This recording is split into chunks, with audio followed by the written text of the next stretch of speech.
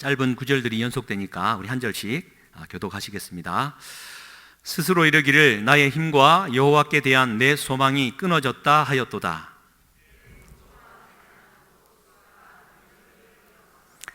내 마음이 그것을 기억하고 내가 낙심이 되오나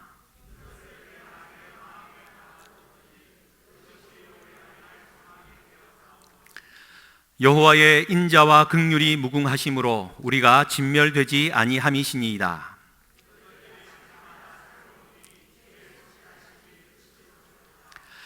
내 심령에 이르기를 여호와는 나의 기업이시니 그러므로 내가 그를 바라리라 하도다.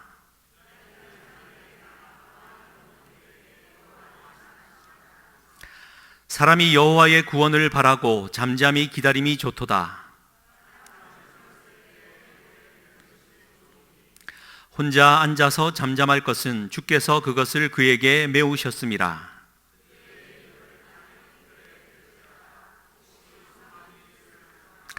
자기를 치는 자에게 뺨을 돌려대어 치욕으로 배불릴지어다. 그가 비록 근심하게 하시나 그의 풍부한 인자하심에 따라 긍휼히 여기실 것임이라.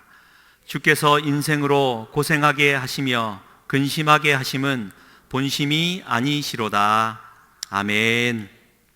오늘 본문 말씀으로 주님 아침마다 새롭습니다.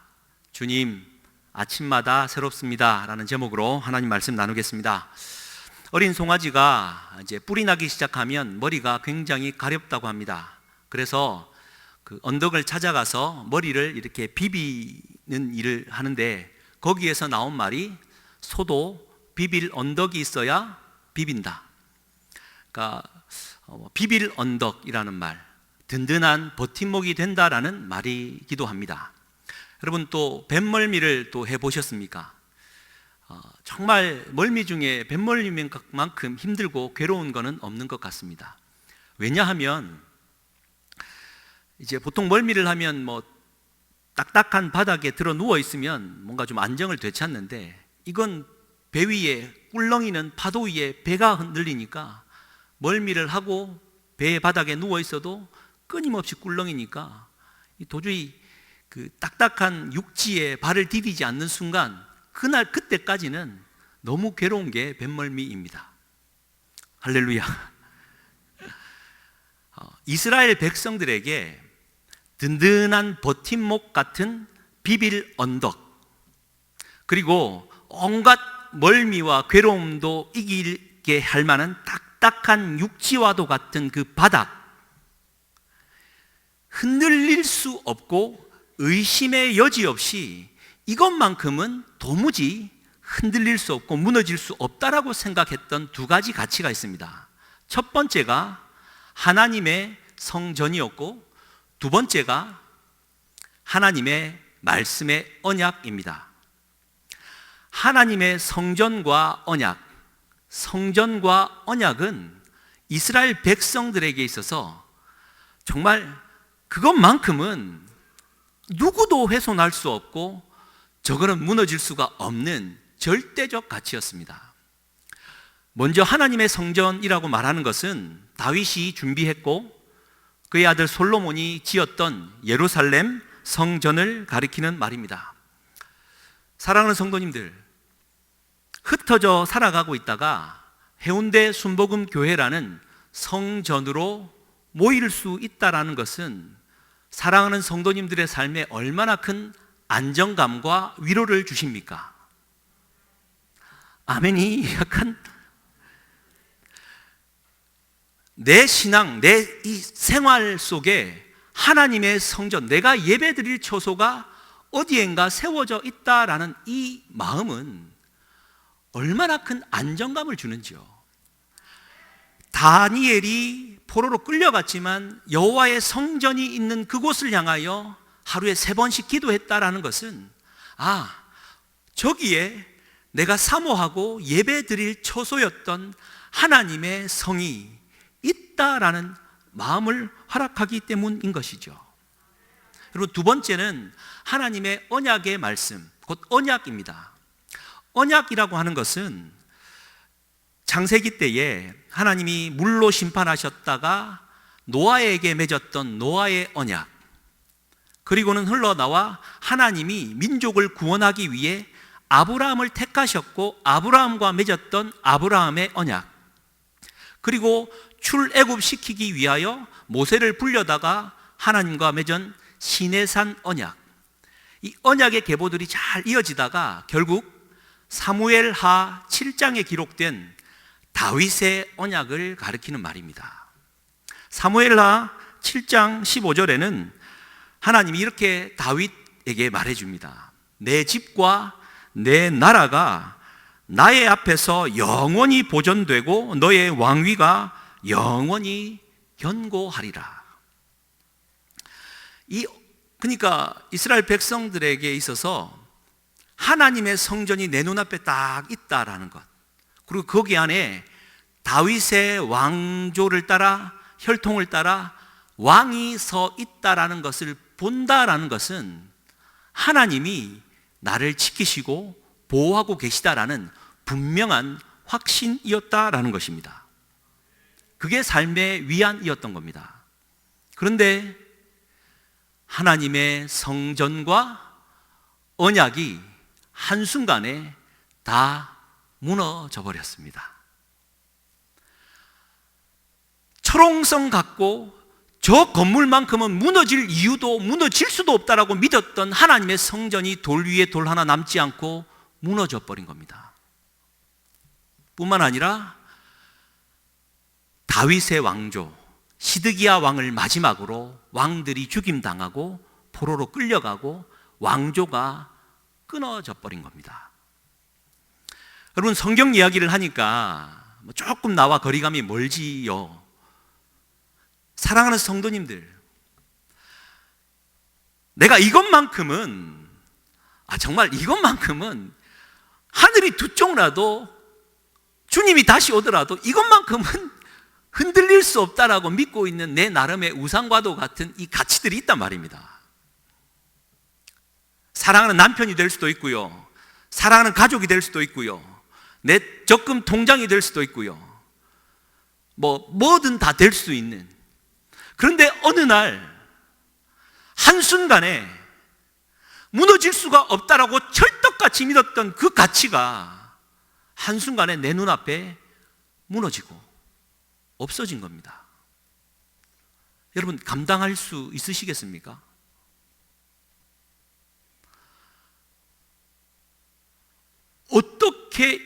나 어떻게 살라고 이것마저 하나님 제거하십니까?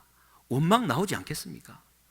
살 소망이 여러분 있으시겠습니까? 이스라엘 백성들에게 있어서, 하나님을 믿고 살아가는 백성들에게 있어서 하나님의 성전과 다윗 왕조에게 한 언약은 불변의 진리였지만 눈앞에서 한순간에 무너지고 말아서 이제 다 끝났다라고 생각한 그때 예레미야 선지자가 그 순간을 놓고 슬픈 노래를 불렀던 것이 예레미야 애가입니다. 그러니까 오늘 이 저녁에는 그러한 정말 그 모든 이 기반, 비빌 언덕, 굳건한 땅 자체가 흔들려서 바다에 빠지는 사건을 내가 경험했을 때 어떻게 해야 되나 라는 어떤 교훈을 삼는 시간이 되기를 소망해 봅니다. 여러분 성경 보셔도 되고요. 예레미야 1장 1절은 이렇게 시작합니다. 슬프다 이 성이여, 전에는 사람들이 많더니 이제는 어찌 그리 적막하게 되었던가. 그러면서 10절에는 대적들이 하나님 성전 안에 있는 모든 보물들 다 빼앗아 갔습니다. 그리고 이방인들은, 그리고 유대인 대제사장도 1년에 한 번밖에 들어갈 수 없었던 그 성소가 이방인들에 의해서 무참히 짓밟히고 성소가 더럽혀짐을 내가 지금 보았습니다. 2장 11절에 내 눈이 눈물에 상하며 내 창자가 끊어지며 내 간이 땅에 쏟아졌습니다. 그래서 3장 12절 13절에는 이렇게까지 표현합니다. 하나님이 나를 화살 관역으로 삼으시고 하나님이 활 시위를 당겨서 저 멀리서 그 굵고 힘 있는 화살을 내 옆구리에 관통을 시켰습니다 라고 괴로움을 호소합니다. 그리고 오늘 읽었던 본문 3장 18절에 이렇게 나름의 마무리를 하죠. 스스로 이르기를 나의 힘과 여호와께 대한 내 소망이 끊어졌다. 여러분, 모든 게 끝났다. 우리 그리스도인이 모든 게 끝났다. 이제 하나님을 붙들 소망마저도 끝났다. 여러분, 그렇게까지 가서는 안 되지요. 예레미야 선지자가 그렇게 말해 주고 있습니다. 그런데 예레미야 애가는 5장까지 갑니다. 오늘 읽었던 본문은 예레미야 애가의 정점에 있습니다. 그 반전이 일어나고 있는데요. 한번 보십시오. 여호와에 대한 소망이 끊어지고 하나님마저도 죽었나라는 어떤 그러한 절망 가운데 갈 때 19절 20절 이렇게 기록했죠. 내 고초와 재난 곧 쑥과 담즙을 기억하소서. 여러분, 고초와 재난, 쓴 쑥과 담즙, 이 쓸개즙이, 그러니까 다른 번역으로 보면은 마치 내가 타들어가는 독약을 마신 것과 같다라고 이 마음을 표현합니다. 그리고는 20절에 내 마음이 그것을 기억하고 내가 낙심이 되었다라고. 여러분, 이 두 문장은 좀 19절은 하나님 기억해 주옵소서라고 부르짖는 것 같지만 원문은 19절과 20절이 이 내 마음이 고초와 재난과 쓴쑥과 이 쓸개즙을 고스란히 다 느끼고 기억하고 있어서 내 마음이 완전히 낙담되었다 라는 얘기입니다. 그러니까 18절 말씀이 그대로 이어져 내려오고 있죠. 그런데 21절 말씀 같이 한번 크게 한번 읽겠습니다. 이것을 내가 내 마음에 담아 두었더니 그것이 오히려 나의 소망이 되었사오니. 여러분 보십시오. 내 마음이 고초와 재난과 쑥과 담즙을 기억하면서 이 완전 마음이 뭉개졌는데 다시 그것을 내 마음에 고스란히 담아놓고 시간을 보내었더니 내 마음 안에 오히려 소망이 되었다라고 말을 하고 있습니다. 여러분 보십시오. 똑같은 자리입니다. 괴로워 살 소망마저 끊어져 버린 이 낭망의 마음의 자리에서 소망의 마음으로 바뀌었다라는 거죠. 도대체 그 마음 안에 무슨 마음이 일었던 것이겠습니까? 오늘 그거를 좀 찾아가는 시간입니다만, 여러분 예레미야 1장 10절은 이렇게 기록합니다. 내가 너희를 뽑고 파괴하고 파멸하고 넘어뜨리겠고 건설하고 다시 심을 것이다. 예레미야의 그 첫 출발이거든요. 예레미야가 어떻게 이야기를 했는지 예레미야서를 좀 몇 구절 찾아보면 그 마음의 변화를 찾아낼 수 있습니다. 먼저 처음으로 무너졌던 성전에 대해서 이야기하면요, 예레미야 7장 4절에 이렇게 이제 기록을 해주고 있습니다. 여러분, 예레미야 7장과 26장은 예레미야가 여호와의 성전에서 성전 설교를 한 내용을 기록해 주고 있는데 26장과 7장은 비슷합니다. 그 중에 처음 메시지가 이렇습니다. 너희는 이것이 여호와의 성전이라, 여호와의 성전이라, 여호와의 성전이라 하는 거짓말을 믿지 말라고. 여러분, 예배 드리러 올라오는 사람에게 이만한 신성 모독의 말이 또 어디 있겠습니까? 이만큼 마음을 격분시키는 말이 또 어디 있겠습니까?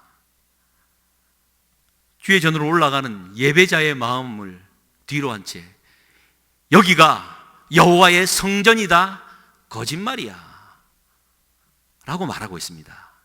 이유는 5절에서 7절에 잘 기록해 주고 있는데요, 같이 한번 읽겠습니다. 너희가 만일 길과 행위를 참으로 바르게 하여 이웃들 사이에 정의를 행하며 이방인과 고아와 과부를 압제하지 아니하며 무죄한 자의 피를 이곳에서 흘리지 아니하며 다른 신들 뒤를 따라 화를 자초하지 아니하면 내가 너희를 이곳에 살게 하리니 곧 너희 조상에게 영원 무궁토록 준 땅이니라. 아멘. 여러분, 길과 행위를 바르게 하는 것. 지금까지 이스라엘 백성들이 하나님을 얼마나 잘 섬겨왔습니까? 그런데 하나님의 진단은 너희가 살아계신 하나님을 섬길 때 그 섬김이 마치 다른 신들, 곧 우상을 섬기듯 했노라고 진단하고 있는 겁니다. 우상을 섬긴다 하는 말의 의미는, 여러분, 우상은 그 재물을 갖다 바치고 뭔가를 이제 헌신하여서 그 우상 잡신을 만족스럽게 하고 나면 나머지 삶과 시간은 내 것이 되지 않습니까?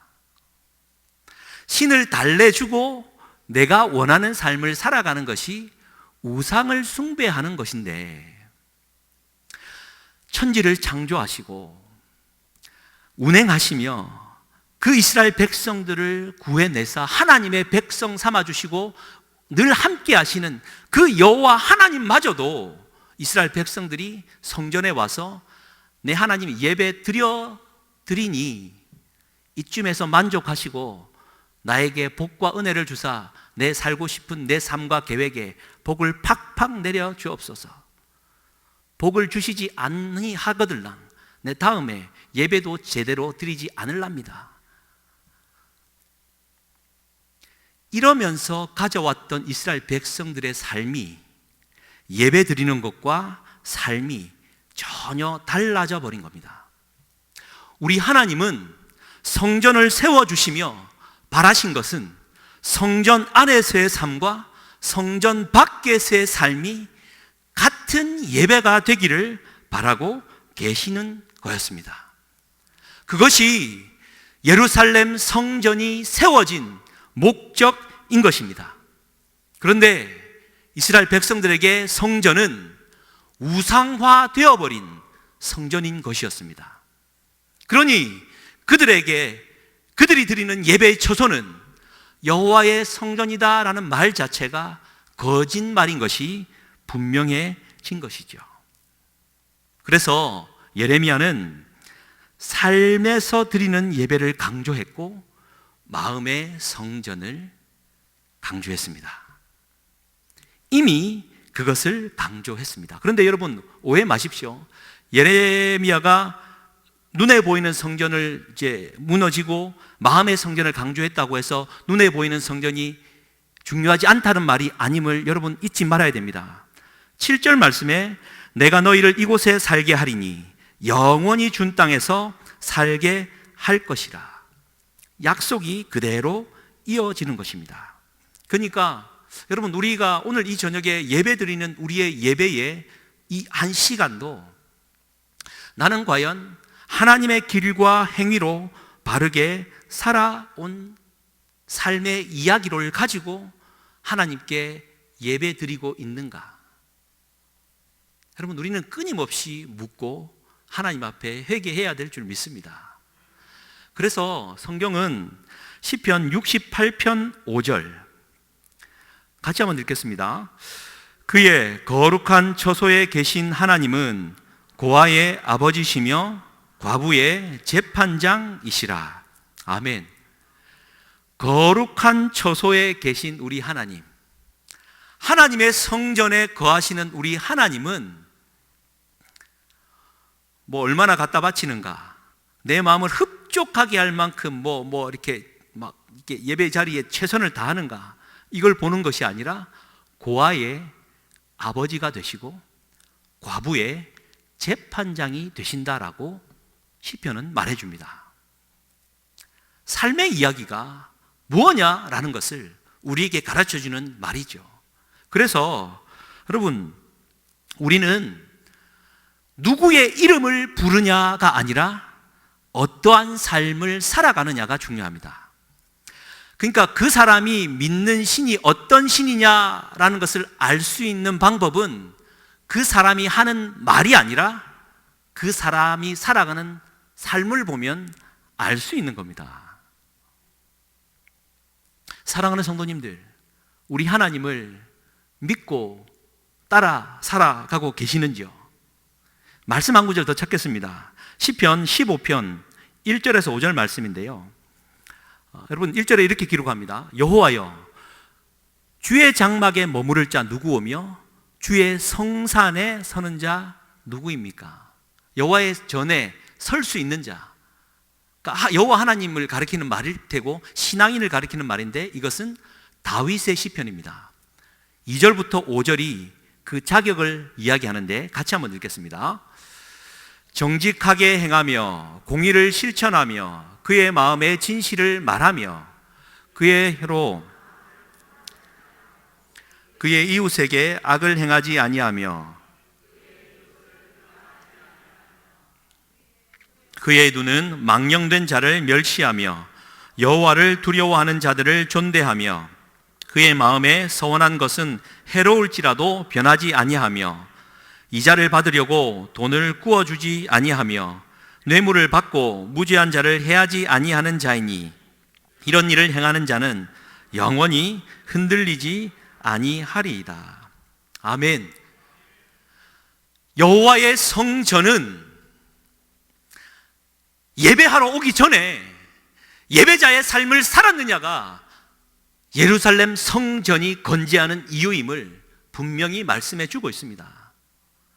여러분, 오늘날 예배 드리지 못한다고요? 그건 주의 전을 찾지 못함에 대한 안타까운 마음일 뿐이지만 우리 하나님은 끊임없이 우리에게 말씀하실 것 같습니다. 네가 여호와의 전에 여호와의 성전에 올라가서 예배드리고 싶다라는 거짓말, 여호와의 전에 올라가서 예배드리고 싶습니다라는 거짓말 하지 말라. 너는 지금 여호와의 전, 네 마음의 성전을 이루어 예배드리고 있는 자인가? 고아의 아버지가 되어주고 있는 자인가? 과부의 억울한 재판장이 되어주고 있는가? 엉뚱한 돈놀이를 하면서 사람을 괴롭게 하고 있지는 않는가? 그게 예배임을 우리에게 말씀해 주고 있는 것이죠. 예루살렘 성전은 무너졌습니다. 그리고 두 번째 언약에 대해서는 예레미야 31장 31절과 33절 잘 아시는 내용입니다. 같이 한번 읽겠습니다. 여호와의 말씀이니라. 보라, 날이 이르리니 내가 이스라엘 집과 유다 집에 새 언약을 맺으리라. 이 언약은 내가 그들의 조상들의 손을 잡고 애굽 땅에서 인도하여 내던 날에 맺은 것과 같지 아니할 것은 내가 그들의 남편이 되었어도 그들이 내 언약을 깨뜨렸음이라. 여호와의 말씀이니라. 그러나 그날 후에 내가 이스라엘 집과 맺을 언약은 이러하니 곧 내가 나의 법을 그들의 속에 두며 그들의 마음에 기록하여 나는 그들의 하나님이 되고 그들은 내 백성이 될 것이라. 여호와의 말씀이니라. 아멘. 율법처럼 십계명 돌판에 새겨주신 그 언약은 우리가 이미 어김으로 옛 언약은 무너졌고 새 언약을 체결하는데 그 언약은 돌판이 아닌 우리의 속, 우리의 마음에 새겨주시겠다라고 하나님의 말을 이미 대언했던 예레미야입니다. 그러니까 예레미야는 이미 이 말을 선포했음에도 불구하고 선지자가 선포하는 그 말은 그러한 일이 이루어졌으면 안 되는 안타까운 마음이지만 경고를 했고 그 일이 실제로 이루어지고 나니까 화살이 내 창자를 관통하는 고통스러운 아픔을 지금 느끼고 있는 것이죠. 그래서 여러분, 사랑하는 성도님들, 우리가 잊지 말아야 될 것은 내 눈앞에 보이는 육의 성전, 내 눈앞에 놓여있는 눈앞에 보이는 하나님의 언약, 그것은 내 스스로가 어기고 내 스스로가 우상화시켜버린 것, 그것은 하나님이 여지없이 뽑고 파괴하고 파멸하고 넘어뜨리십니다. 그리고는 끝나지 않고 다시 건설하고 다시 심으십니다. 그래서 하나님은 육에 보이는 하나님의 성전을 파괴하시고 마음 안에 마음의 성전을 건설하십니다. 또한 옛 언약을 다 파괴하시고 새 언약을 우리의 마음 안에 심어 주십니다. 이게 예레미야 1장 10절의 말씀이지요. 사랑하는 성도님들, 예레미야가 이 마음을 깨달았던 거죠.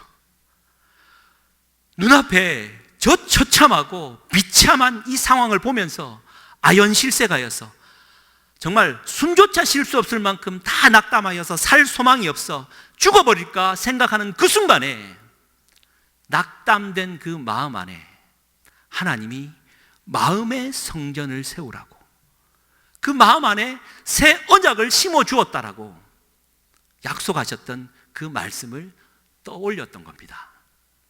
사랑하는 성도님들, 얼마 전에도, 몇 주 전에도 유명한 코미디언과 어머니가 생을 달리했습니다. 언론에 보도가 되든 안 되든, 여러분, 명실상부 대한민국은 전 세계에서 자살 공화국입니다.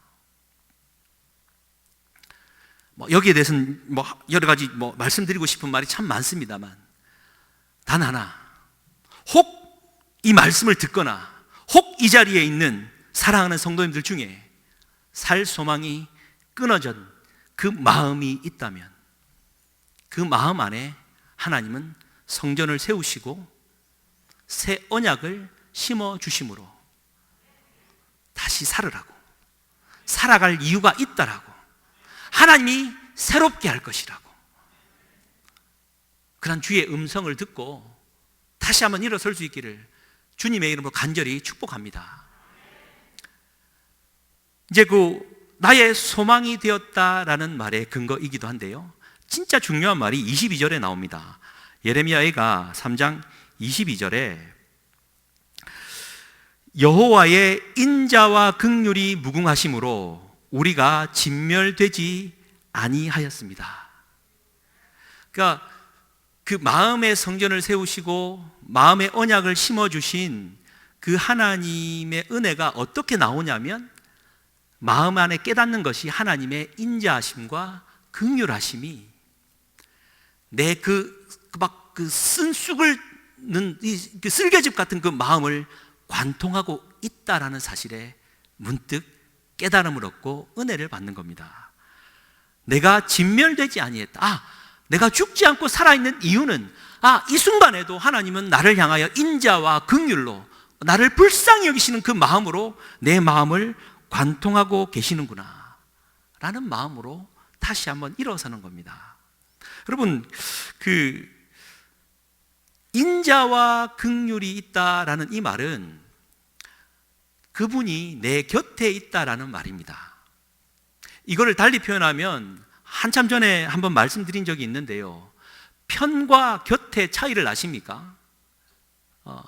오늘날 이 시대는 넌 누구 편이야? 도대체 넌 누구 편이야?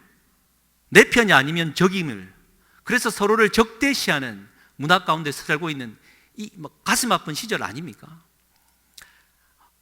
여러분, 도대체 누구 편입니까? 할렐루야. 편을 가른다라는 말은 그 마음 안에 하나님의 인자와 긍휼이 없다라는 말일 것입니다. 하나님이 인자와 긍휼한 마음이 있다라는 것은 누군가의 곁에 있어 준다라는 말이죠. 우리 하나님이 내가 너와 함께 할 거야 라고 말했을 때, 하나님, 내 너의 편이 되어 줄게, 네 마음대로 살아, 너 편이 되어 줄 테니까 한번 해봐 라고 팍팍 밀어줄게 라고 하시는 말씀이 아니라, 내가 너의 곁에 있어 줄게.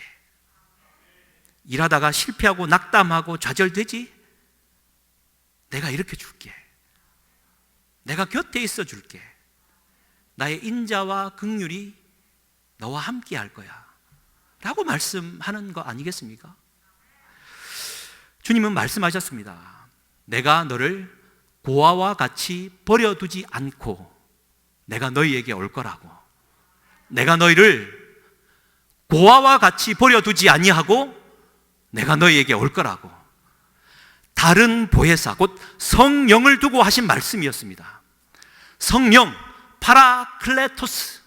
파라, 누군가의 곁에. 클레토스, 불러주는 자. 우리 성령님은 곁에서, 항상 곁에 있으시면서 불러주는 자입니다. 진성아, 넘어졌구나. 내 그럴 줄 알았다. 그래도 일어나. 힘내. 할 수 있단 말이야. 네가 지금 살아있는 이유가 있단 말이야. 살 소망이 끊어지더라도 주님 붙들고 한번 일어나 봐. 이게 곁에 있다라는 말의 의미죠. 인자와 긍휼이 내 곁에 있음으로 말미암아 우리는 스스로 어떻게 해결할 그런 이유가 전혀 없습니다. 하나님이 우리와 함께 하시기 때문이죠. 그래서 참 개인적으로도 너무 좋아하는 말이고 오늘 우리가 회복해야 될 말씀이 23절입니다. 23절도 같이 한번 읽겠습니다. 이것들이 아침마다 새로우니 주의 성실하심이 크도소이다. 크시도소이다. 한 번 더요. 이것들이 아침마다 새로우니 주의 성실하심이 크시도소이다. 아멘. 사랑하는 성도님들, 막 큰 일을 당하고 나면 정말 아무것도 없는 그 상황이 이르면 내가 5년 후, 10년 후 어떻게 살아갈까 너무 답답하고 힘들지 않습니까? 그때의 유일한 길은 하루하루 살아가는 겁니다. 주님, 오늘 하루 내가 눈을 떴네요. 사랑하는 성도님들, 오늘 저녁에 돌아가셔서 잠을 자지 않습니까? 안 주무십니까? 할렐루야. 내일 아침에 깨어날 것을 어떻게 확신하시는지요? 우리는 밤에 잠들 때 사도 바울의 고백처럼 나는 날마다 죽습니다. 그리고 내가 문득 아침에 눈을 뜨면 하나님 오늘 새 하루를 내게 허락해 주셨네요. 오늘 하루 살아낼 힘을 주시고 일어서게 하옵소서. 하루하루 살아가다 보면 그것이 쌓여서 나의 삶의 이야기가 되지 않겠습니까? 그래서 바울이 고백했던 나는 날마다 죽는다라는 이 고백은 동전의 양면처럼 뒤집어 표현하면 나는 날마다 부활한다 라는 말이죠. 사랑하는 성도님들, 그러한 날마다 아침마다 새로워지는 그러한 은혜가 있기를 주님의 이름으로 간절히 축복합니다. 우리가 시작 전에 보네포 목사가 작사했던 선한 능력으로 나는 이 찬양을 했습니다. 그 가사가 그 선한 힘에 고요히 감싸여 그 놀라운 평화를 누리며 나 그대들과 함께 걸어갑니다. 그대들과 한 해를 엽니다. 후렴구가 그 선한 힘이 우리를 감싸시니 믿음으로 일어날 일을 기대합니다. 주님 언제나 우리와 함께 계셔서 하루 또 하루가 늘 새롭습니다. 여러분, 보네포 목사님이 그 히틀러를 암살하려는 그 일에 같이 가담했다가 들통나서 감옥에 갇혀 있는 상황입니다. 히틀러가 이렇게 분이 났으면 언제든 사형을 이제 집행하면 언제든지 죽을 수 있을 만한 위험에 처해 있었죠. 살 소망 자체가 없었던 보네포 목사님이었습니다. 거기에서 사랑하는 성도들과 함께 나누는 이야기, 우리가 또 44년도 연말을 맞고 45년도 새해를 맞이합니다.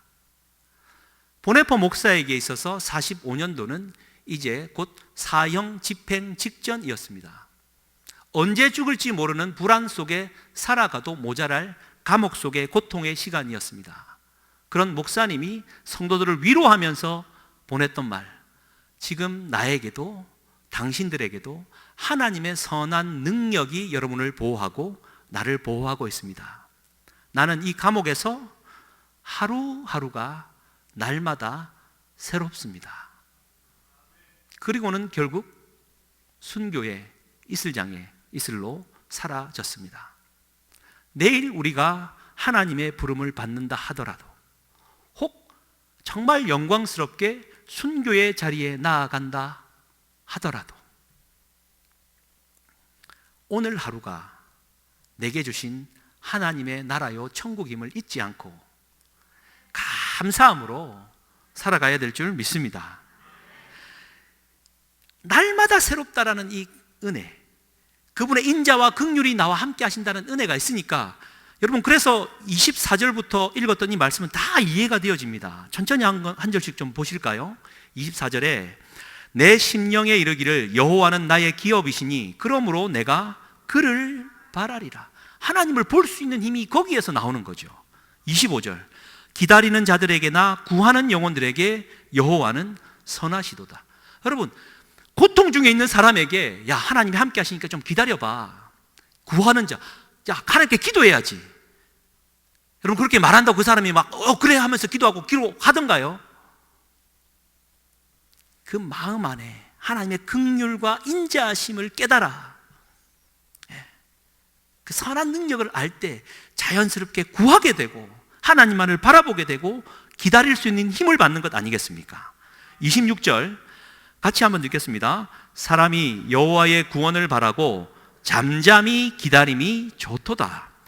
사람은 27절 사람은 젊었을 때에 멍에를 매는 것이 좋으니 28절 혼자 앉아서 잠잠할 것은 주께서 그것을 메우셨음이라. 예, 이러한 마음이면, 내 마음 안에 성전이 있고 내 마음 안에 새겨진 언약이 있다면 여러분 기다릴 수 있지 않습니까? 특히 하는 말이 27절에 젊었을 때에 멍에를 매는 것이 좋다. 여러분, 젊었다, 청춘이다. 청춘은 멍에를 매는 것이 좋다라고 말합니다. 그러면 여러분, 나는 청춘이 아니니까 멍에를 매지 않아도 된다라고 지금 좋아하시는 분들 계시면 회개하시기를 주님의 이름으로 축복합니다. 여러분, 청춘은 인생의 어느 시기가 아니라 마음의 상태다. 성경은 우리가 주님 나라 부름을 받는 그날까지 청춘이라 말합니다. 갈렙이 85세 때 이 산지를 달라고 주일 저녁에 김 목사님 찬양했지 않습니까? 모세가 120세 때 눈이 흐려지지 않았다. 청춘을 이야기합니다. 그러니 그리스도인은 멍에를 매는 것이 좋습니다. 기꺼이 멍에를 메고 주님 나라를 위해 살겠습니다. 혹 지금까지 조금 내년에는 이 어려운 멍에를 내려놓으리라 작심하고 계시는 분이 있다면 회개하는 이 저녁 되기를 주님의 이름으로 다시 한번 축복합니다. 아멘이 안 나옵니다. 네, 그런 마음 자체가 없기 때문이기도 하겠죠. 여러분, 이 어떤 그 예언자의 마음이 이해가 되죠. 그리고 28절에 혼자 앉아서 잠잠할 것은 주께서 그것을 메우셨다라고. 지금 내가 메고 있는 이 멍에 이 힘든 거는 하나님이 내게 지어준 거구나. 그럼 하나님이 어떻게 하시겠지? 라는 마음의 그 상태를 가리키는 말이죠. 29절로 쭉 한번 읽겠습니다. 그의 입을 땅의 티끌에 댈지어다. 혹시 소망이 있을지로다. 자기를 치는 자에게 뺨을 돌려대어 치욕으로 배불릴지어다. 여기 보십시오. 완전히 바닥까지 내려간다. 자존감이 은혜 안에 회복되지 않은 사람은 오른뺨을 치면 내가 발로 차지요. 그런데 하나님 은혜 가운데 자존감이 높이 세워 있는 자는 오른뺨을 치면은 왼뺨도 내미는, 누군가가 나를 짓밟으면 기꺼이 땅바닥에 입술을 댈 수 있는, 그러나 전혀 굴욕감을 느끼지 않고 이 또한 하나님이 나에게 메어주신 멍에이겠거니 하고 다시 툴툴 털고 일어설 수 있는 자가 되는 것이 그리스도인인 것입니다. 31절, 이는 주께서 영원하도록 버리지 아니하실 것임이며, 32절 33절 같이 읽겠습니다. 그가 비록 근심하게 하시나 그의 풍부한 인자하심에 따라 긍휼히 여기실 것임이라. 주께서 인생으로 고생하게 하시며 근심하게 하심은 본심이 아니시로다. 아멘. 여러분, 그러니까 이 선지자 예레미야, 애가를 지었던 예레미야 선지자의 마음과 그 마음의 그 급변하는 소망으로의 전환이 이해가 되어집니다. 사랑하는 성도님들, 이 저녁에 사랑하는 성도님들의 마음 안에 하나님의 성전이 세워지고 그분의 새 언약이 심겨짐으로 그분의 인자와 긍휼의 풍성한 마음으로 소망을 가지시고 또 내일의 삶을 준비하는 저와 우리가 될 수 있기를 주님의 이름으로 간절히 축복합니다. 여러분, 사진 한번 띄워주시면 막시밀리아노 콜베 신부입니다. 2차 세계대전 당시에, 오늘 2차 세계대전이 좀 얘기가 많이 되네요. 아우슈비츠 수용소에 갇혔던 신부였습니다. 거기서도 이 신부는 끊임없이 자기의 소명을 다했습니다. 참고로 나가사키에 가면은 이 콜베 신부의 기념관이 있더라고요. 하여튼 거기에 나오는 사진을 지금 인용해서 지금 보여드리는 겁니다. 그 유태인이었던 이탈리아 사람이었고 신부로 직임을 받고 이제 수용소에 갇혔습니다. 그때 아우슈비츠 수용소장인 프리츠가 유대인들이 거기에서 몇 사람이 탈옥을 했습니다. 잡을 생각도 없었고 이제 탈옥하면은 다 죽이겠다라는 위협 차원에서 10사람을 뽑아서 굶겨 죽이는 아사 감옥에 보내기로 합니다. 한 사람씩 그냥 딱 지명당하고 마지막에 지명된 사람이 프란체스코 가조브니크라는 사람이었는데 자기가 딱 지목당하자 안 된다고, 내 아내가 있고 내 자식이 있고 내가 죽으면 안 된다라고 딱 애원을 하는 그때에 이 콜베 신부가 내가 대신 가겠다라고 나섭니다. 그 수용소장이던 브리츠가 기꺼이 받아주었습니다. 아사 감옥에 들어갔고 그들을 굶기기 시작했습니다. 그런데 콜베 신부는 이미 주의 인자와 긍휼의 마음으로 그 마음 안에 성전이 되어 있었기에 죽음에 대해서 죽어버린 그 신부 한 사람 때문에 아사 감옥은 진짜 성전이 되었답니다. 기도하고 찬양하고, 죽어가던 사람이 찬양하니까 그 찬양의 소리를 듣고 옆방에서 찬양으로 화답하고, 기도하고 찬양하고 기뻐하고, 이쯤 되면 하나님이 역사하셔야 되지 않습니까? 놀랍게도 하나님은 침묵하셨습니다. 한 사람씩 죽어나갈 때마다 콜베 신부가 가서 그의 장례를 치러주면서 기도로 그의 생을 잘 마감해 주었습니다. 2주가 지났는데도 콜베 신부를 포함한 몇 사람은 여전히 생존했습니다. 기다리다 못한 프리츠 수용소장이 페놀 독약을 주사함으로 그들을 다 죽였습니다. 놀랍게도 콜베 신부에게 아무런 기적도 일어나지 않았습니다. 그저 그렇게 죽었습니다. 캐톨릭은 1982년도에 이 막시밀리아노 콜베 신부를 성인으로 추대합니다. 성인으로 추대하는 가장 큰 어떤 기둥 중에 하나는 그를 통하여 하나님의 기적이 나타나야 되는 것인데, 콜베 신부는 한 건도 기적이 일어나지 않았음에도 불구하고 그를 성인으로 추대하는 이유는 그의 삶 자체를 내어주어서 남을 사랑한 그 사랑 자체가 이 세상에서 가장 큰 기적이기 때문이라고. 사랑하는 성도님들, 우리는 다시 한번 우리의 마음 안에 하나님의 성전, 그분의 인자와 긍휼로 충만히 채워지는 사람이 되기를 갈구하고 기도해야 될 줄 믿습니다. 말씀을 맺겠습니다. 주일 메시지 제목 시작. 구원, 오직 예수, 감사. 찌라도 감사를 말씀하셨죠. 오직 무화과 나무가 무성하지 못하고 포도나무에 열매가 없고 감람나무에 소출이 없고 밭에 먹을 것이 없고 우리의 양이 없고 외양간에 소가 없을지라도 나는 여호와로 말미암아 즐거워하며 구원의 하나님으로 말미암아 기뻐하리로다. 같은 얘기 아닙니까? 여러분, 추수감사 주일 이제 준비하는 한 주간을 보내고 있습니다. 뭐가 감사할 게 많으신지요? 우리는 나 같은 자도 지금껏 살게 하신 하나님의 인자와 긍휼하심, 그 하나만으로도 우리는 너무나도 감사해야 될 줄 믿습니다. 우리 주 예수 그리스도를 구원으로 나를 대신하여 죽게 하심으로 살리심으로 정말 감사할 수 있는 우리가 되지 않습니까? 사랑하는 성도님들, 남은 이 수요일부터 또 주일까지 한 주간도 승리하시고 마음 안에 성전으로 충만하여져서 이 며칠 안 되는 짧은 기간이지만 감사의 제목이 넘쳐나서 2020년도 어려웠지만 그 어느 해보다 풍성히 하나님께 영원롭게 감사할 수 있는 저와 우리가 될 수 있기를 주님의 이름으로 축복합니다. 우리 이 찬양 마지막으로 한번 고백하고 기도했으면 좋겠습니다. 모든 것이 주님의 은혜입니다. 주 나의 모습을 보내 상한 나의 맘 보시네. 주 나의 눈물 안에 홀로 울던 맘 아시네. 우리 함께 좀 고백하고 기도하겠습니다.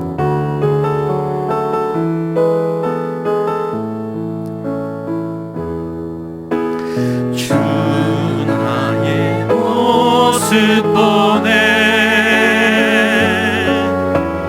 상한 나의 맘 보시네. 주 나의 눈물 안에 주 나의 눈물 안에 홀로 울던 맘 하시네. 주 사랑 내게 있네. 주 사랑 내게 있네. 그 사랑이 날 채우시네. 그 사랑이 날 채우네. 주님의 은혜 내게 있습니다. 주 은혜 내게 있네. 주님의 그 은혜만이 나를 채울 수 있습니다. 그 은혜로 우리 한 번 더 고백하겠습니다. 주 나의 모습 보내 주 나의 모습 보내 상한 나의 맘 보시네. 주 나의 눈물 안에 홀로 울던 맘 아시네. 주 사랑 내게 있네. 주 사랑 내게 있네. 그 사랑이 날 채우네. 주 은혜 내게 있네. 그 은혜로 날 채우네. 세상 소망 다 사라져가도 세상 소망 다 사라져가도 주의 사랑은 끝이 없으니 살아가는 이 모든 순간이 주의 힘을 나는 아멘. 세상 소망 다 사라져가도 세상 소망 다 사라져 주님의 인자와 긍휼하심은 주의 사랑은 끝이 없으니 살아가는 이 모든 순간